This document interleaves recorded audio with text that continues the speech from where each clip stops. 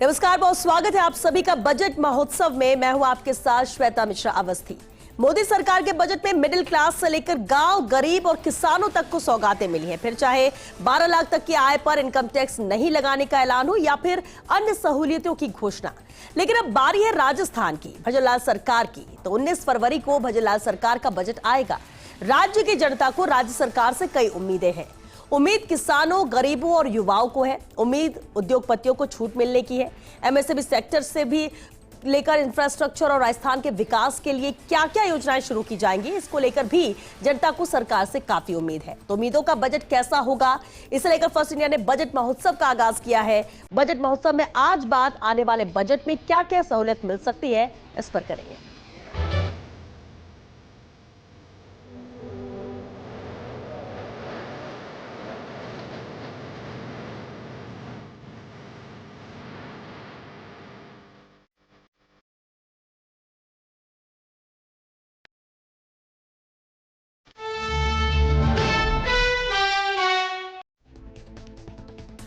और चलिए इस पर चर्चा के लिए खास मेहमान हमारे साथ स्टूडियो में जुड़ चुके हैं। सबसे पहले उनसे रूबरू करा देते हैं। हमारे साथ एनडी माथुर जी अर्थशास्त्री हैं, बहुत स्वागत है एनडी माथुर जी आपका।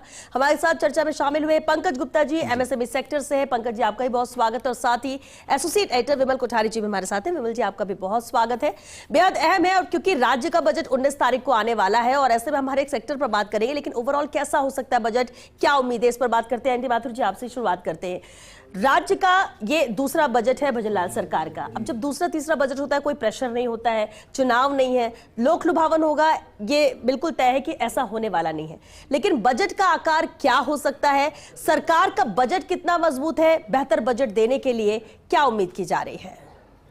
पिछले साल के अगर आंकड़ों को देखा जाए तो पब्लिक एक्सपेंडिचर जो है, टोटल एक्सपेंडिचर 3,34,000 करोड़ का था राजस्थान का। तो मैं समझता हूँ इस बार बजट का आकार लगभग 4 लाख करोड़ का के आसपास होना चाहिए।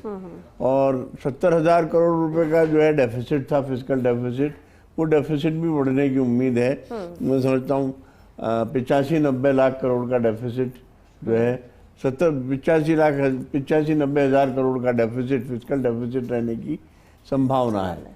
पब्लिक में कैपिटल आउटले जो है या कैपिटल एक्सपेंडिचर है वो लगभग बहुत कम था, 44,000 करोड़ का था। मैं समझता हूँ उसमें थोड़ा बढ़ने की संभावना मुझे लगती है कैपिटल एक्सपेंडिचर की, और इस बार लगभग कैपिटल एक्सपेंडिचर 1 लाख करोड़ तक जा सकता है। तो कुल मिलाकर मुझे ऐसा लगता है कि बजट का आकार जो है वो 4 लाख करोड़ तक का रहेगा। लेकिन रेवेन्यू एक्सपेंडिचर हमारा बहुत ज़्यादा था, और मैं समझता हूँ कि इस बार की योजनाओं पर जो पैसा खर्च हुआ है, जिस तरह से मुझे संभावना लगती है कि रेवेन्यू एक्सपेंडिचर फिर और बढ़ेगा।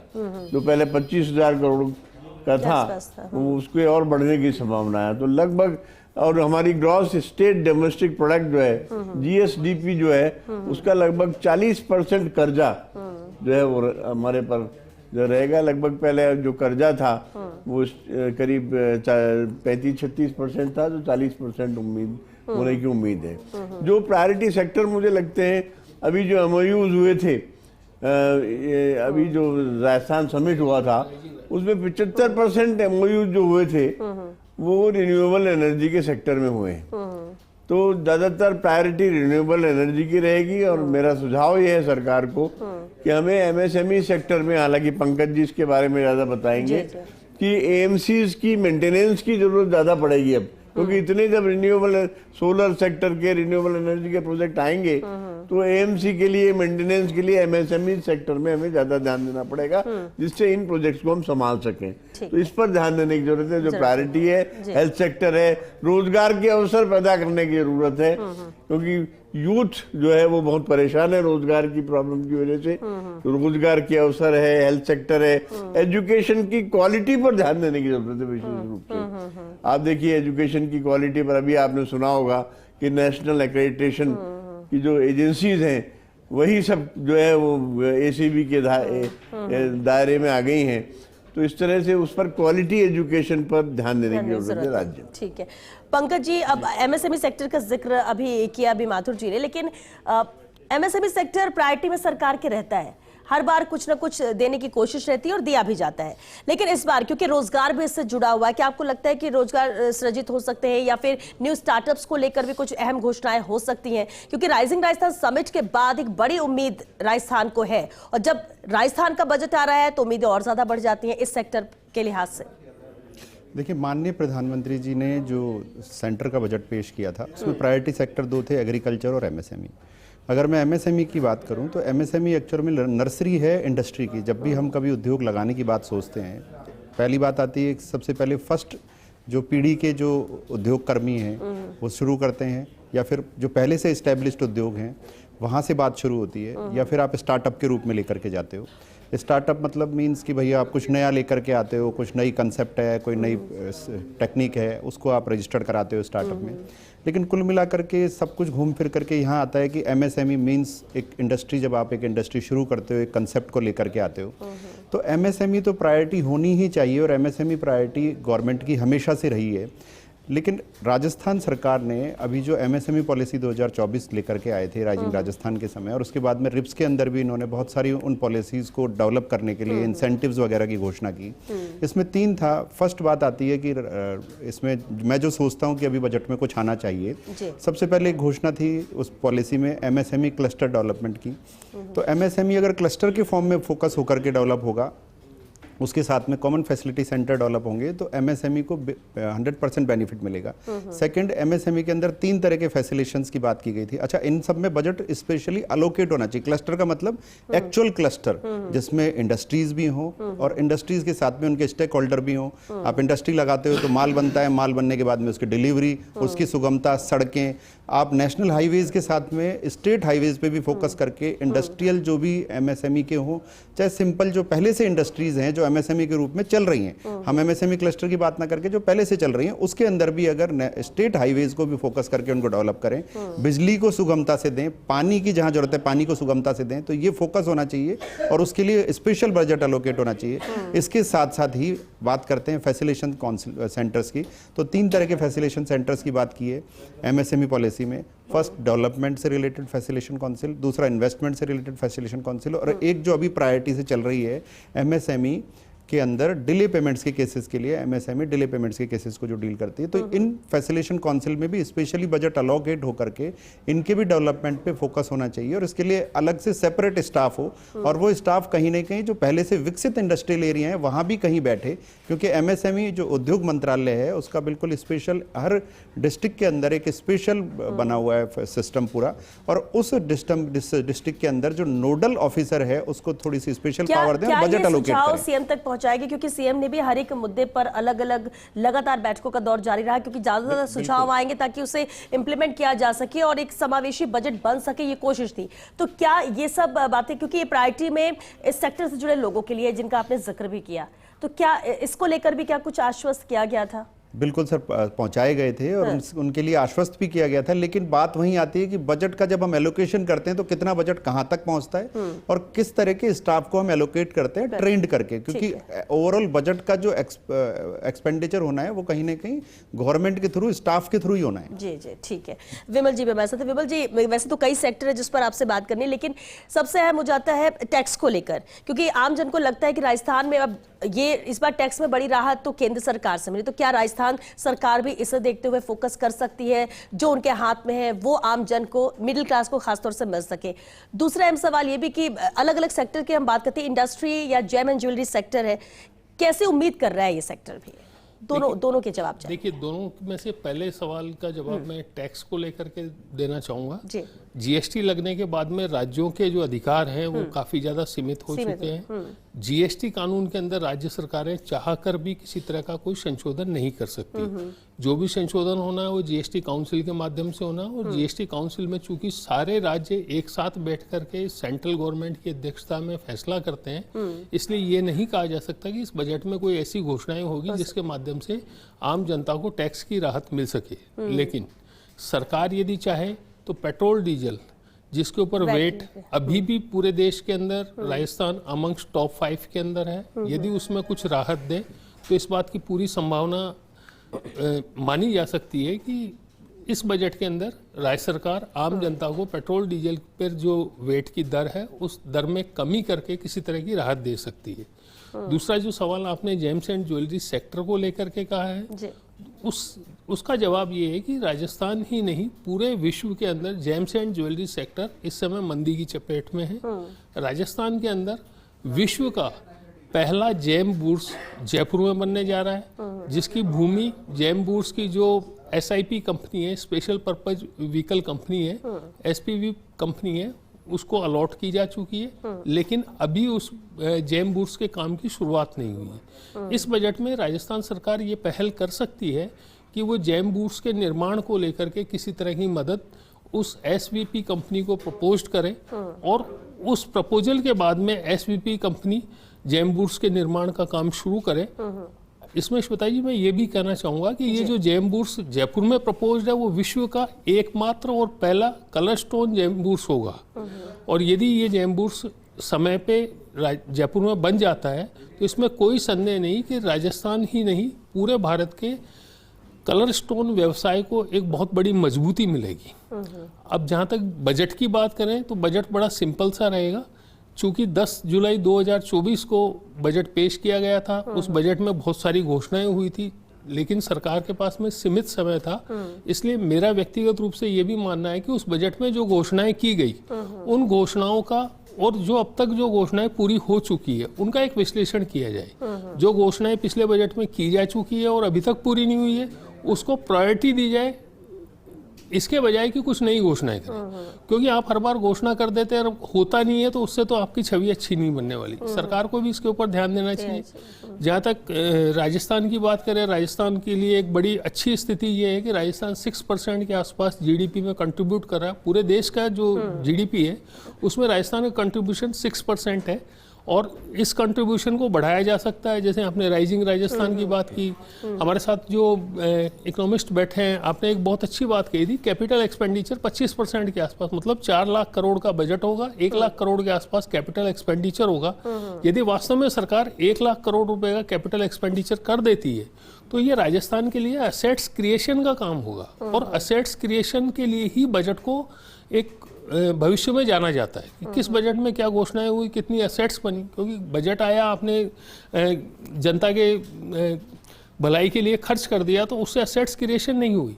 आपको उस बजट के माध्यम से जो एसेट्स क्रिएशन होगी वो आपके फिर आगे भविष्य में आने वाले समय में भी आपको लाभ देगी। राइजिंग राजस्थान की बात करें, राइजिंग राजस्थान में बहुत सारे MOU हैं, बहुत सारे लोगों ने वादे किए हैं कि वो राजस्थान में आके इंडस्ट्री लगाएंगे। जहाँ तक रोजगार का सवाल है, रोजगार में भी इसमें कोई शक नहीं है कि यदि इंडस्ट्री आती है, इंडस्ट्रियलाइजेशन होता है तो रोजगार के अवसर मिलेंगे। इस राजस्थान की जो सबसे बड़ी मैंने जैसे स्टैटिस्टिक्स देखे हैं उसमें 27% के आसपास कंट्रीब्यूशन एग्रीकल्चर सेक्टर का है, 24% जो कंट्रीब्यूशन है वो इंडस्ट्री सेक्टर का है, 41% के आसपास कंट्रीब्यूशन जो है वो सर्विस सेक्टर का है। अब सर्विस सेक्टर के अंदर बहुत सारी चीजें हैं जो शामिल है, जिसमें टूरिज्म भी है और बहुत सारी चीजें हैं जो BPU वगैरह है, जो हमारे राजस्थान में जो विभिन्न तरह की सर्विसेज दी जा रही है वो सारे शामिल है।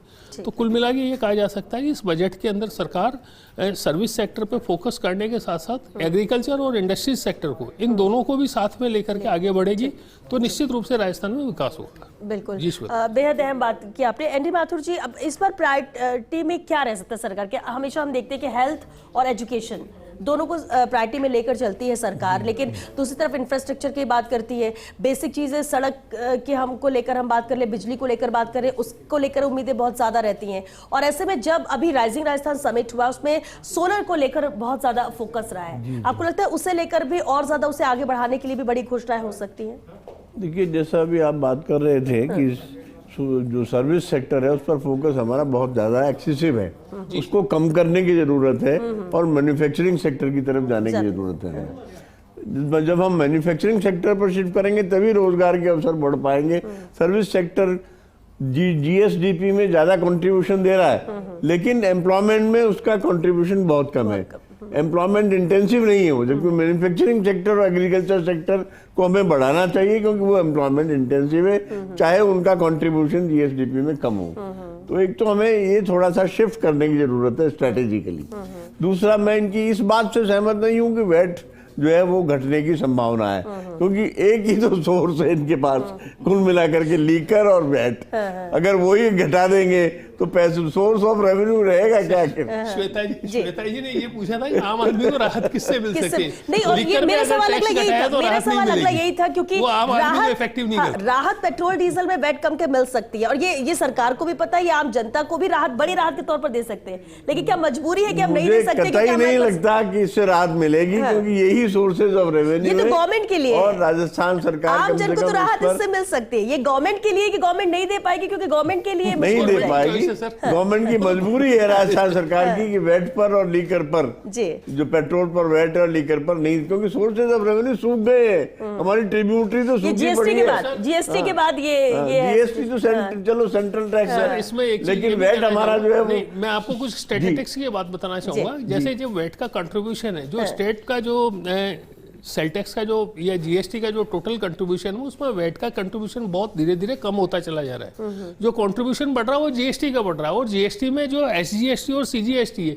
एसजीएसटी के रूप में सरकार ने जितना टैक्स वसूला वो सारा राजस्थान सरकार के राजस्व में जा रहा है। अच्छी बात ये है कि हमारा केंद्रीय करों में कलेक्शन बढ़ा है, उसकी वजह से हमारे को सेंट्रल वो जो फाइनेंस कमीशन है उससे पैसा इस बार कंपैरेटिवली ज्यादा मिला है। दूसरा, आप चुनाव जो है बजट के वादे पूरे करने की बात कर रहे थे, इसका एक इंडेक्स बनना चाहिए, बजट अनाउंसमेंट फुलफिलमेंट इंडेक्स करके, कि कितना इंडेक्स पूरा हुआ।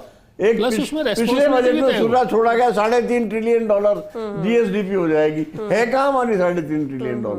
तो इस तरह के अनाउंसमेंट करने से मतलब क्या है कि जो कह रहे हैं, जो दावे कर रहे हैं, उसका दावे पूरे कहाँ हो रहे हैं? रिकॉर्ड होना चाहिए, रिकॉर्ड होने चाहिए। $3.5 ट्रिलियन की बात थी, एक साल बाद हुआ क्या? रिकॉर्ड के साथ में उसकी एक रेस्पॉन्सिबिलिटी भी तय होनी चाहिए, कौन आदमी जिम्मेदार रहा था जिसको ये काम करना था। $3.5 ट्रिलियन से दिया कुमारी जी ने घोषणा की, उससे आगे बढ़िए फिर। ठीक है, बिल्कुल ठीक। पंकज जी, अभी आपने बहुत अच्छे से समझाया कि क्या क्या चीजें करने से और बेहतर हो सकता है, लेकिन सबसे अहम है रोजगार। बेरोजगारी बड़ा मुद्दा है, विपक्ष भी बेरोजगारी और महंगाई इसको लेकर बात करता है, और रोजगार कैसे सृजित करें, सरकार कहते हैं हमारा फोकस उस पे है। क्या आपको लगता है कि रोजगार को लेकर यहाँ कुछ बहुत बड़ी चीजें हो सकती है, या फोकस सरकार का होना चाहिए? क्योंकि जो युवा है उनके लिए तो रोजगार चाहिए, वो पढ़ लिख कर बैठा है, परीक्षाओं पे परीक्षाएं दिए जा रहा है, लेकिन कुछ होता नहीं है। देखिए, जब तक आम युवा का वास्तविक रुझान सरकारी नौकरी से हटकर खुद का कुछ शुरू करने में, और या फिर किसी नए स्टार्टअप को या नई कंसेप्ट को शुरू करने में, या और लोगों को रोजगार के लिए जोड़ने में नहीं जाएगा, जब तक कुछ ऐसा कुछ नहीं शुरू करेगा कोई, जब तक युवा कि मैं खुद कुछ शुरू करूं, प्रयास नहीं करेगा, तब तक तो यही एक सिस्टम चलेगा कि आप सरकारी नौकरी के लिए बैठे हैं, सालों खराब कर रहे हैं। क्योंकि आज की तारीख में जो आम युवा है, लेकिन जो सरकार के हाथ में है, वो भी तो क्या आपको लगता है कि पूरी तरह से हो रहा है उनके पार्ट से? उस पे रिप्स पॉलिसी में इसमें काफी कुछ सुधार किया गया है। रिप्स पॉलिसी में इंसेंटिव की घोषणाएं की गई हैं। बड़ी इंडस्ट्री के लिए बात की गई है कि अगर आप ज्यादा रोजगार सृजित करते हो तो आपको सब्सिडीज और ज्यादा इंसेंटिव देंगे। तो काफी कुछ प्रयास रिप्स पॉलिसी जो 2024 इसमें किए गए हैं। इसमें एमएसएमई को भी अपग्रेड करने की बात की गई है, एमएसएमई अप स्केल की बात की गई है। तो कुल मिलाकर के सरकारी प्रयास तो बहुत हैं, लेकिन बात वही है कि सरकार को खुद भी कुछ प्रयास करने पड़ेंगे। कुछ फंड इस तरह से एलोकेट करना पड़ेगा।